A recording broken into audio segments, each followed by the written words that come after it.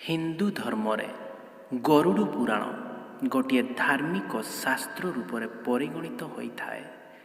ଗରୁଡ଼ ପୁରାଣ କେବଳ ଜନ୍ମ ମୃତ୍ୟୁ ଏବଂ ପାପ ବିଷୟରେ କହିନଥାଏ, ବରଂ ଏହା ସ୍ତ୍ରୀ ଓ ପୁରୁଷର ସମ୍ପର୍କ ବିଷୟରେ ଏବଂ ସେମାନଙ୍କ ଦ୍ୱାରା କୃତ୍ୟର ଫଳସ୍ୱରୂପ ପରଜନ୍ମରେ କେଉଁ ଜନ୍ମ ନେବେ ତାହା ମଧ୍ୟ ବର୍ଣ୍ଣନା କରିଥାଏ।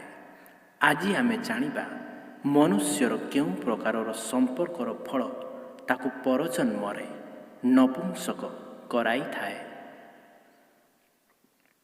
ଗରୁଡ଼ ପୁରାଣ ଅନୁସାରେ ଯେଉଁ ପୁରୁଷ ନିଜ ସ୍ତ୍ରୀକୁ ଛାଡ଼ି ପର ସ୍ତ୍ରୀ ଉପରେ ନଜର ପକାଇଥାଏ ଓ ନିଜ ସ୍ତ୍ରୀକୁ ଛାଡ଼ି ଅନ୍ୟ ସ୍ତ୍ରୀ ସହିତ ସମ୍ବନ୍ଧ ସ୍ଥାପନ କରେ, ସେ ପୁରୁଷ ମହାପାପୀ ହୋଇଥାଏ।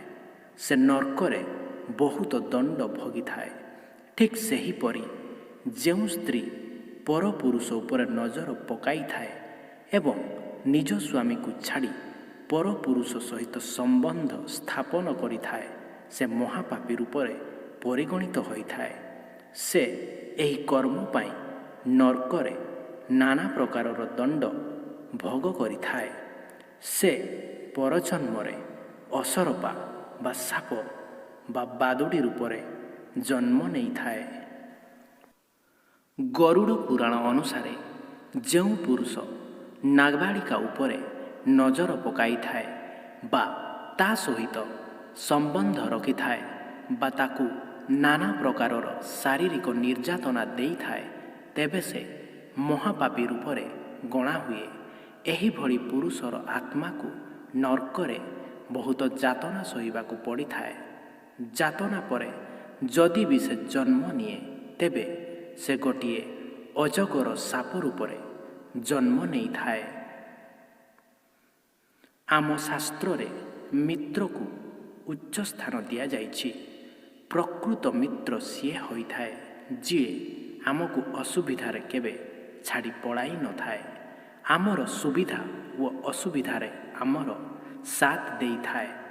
ଗରୁଡ଼ ପୁରାଣ ଅନୁସାରେ ମିତ୍ର ସହିତ ଯିଏ ଛଳନା କରେ, ସେ ମହାପାପୀ ରୂପରେ ପରିଗଣିତ ହୋଇଥାଏ। ଯେଉଁ ପୁରୁଷ ନିଜର ମିତ୍ର ସହିତ ଛଳନା କରି ମିତ୍ରର ସ୍ତ୍ରୀ ସହିତ ସମ୍ବନ୍ଧ ରଖିଥାଏ, ସେ ମହାପାପୀ ହୋଇଥାଏ। ଏହିଭଳି ପୁରୁଷକୁ ପରଜନ୍ମରେ ଗଧ ରୂପରେ ଜନ୍ମ ନେବାକୁ ପଡ଼ିଥାଏ।